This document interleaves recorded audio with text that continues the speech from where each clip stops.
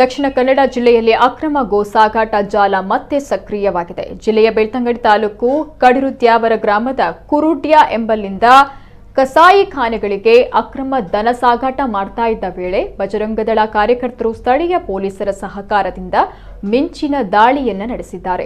ಈ ಸಂಬಂಧ ಒಬ್ಬನನ್ನ ಪೊಲೀಸರು ಬಂಧಿಸಿದ್ದು, ಜೊತೆಗೆ ಸಾಗಾಟ ಮಾಡ್ತಾ ಇದ್ದಂತ ಪಿಕಪ್ ಮತ್ತು ಮಾರುತಿ 800 ವಾಹನವನ್ನ ವಶಕ್ಕೆ ಪಡೆಯಲಾಗಿದೆ. ಇನ್ನು ಇಬ್ಬರು ಆರೋಪಿಗಳು ಪರಾರಿಯಾಗಿದ್ದಾರೆ. ಮಾಹಿತಿ ಪ್ರಕಾರ ಕಳೆದ ಕೆಲವು ದಿನಗಳಿಂದ ಈ ಪ್ರದೇಶದಲ್ಲಿ ಅವ್ಯಾಹತವಾಗಿ ಅಕ್ರಮ ದನ ಸಾಗಾಟದಲ್ಲಿ ತೊಡಗಿದ್ರು.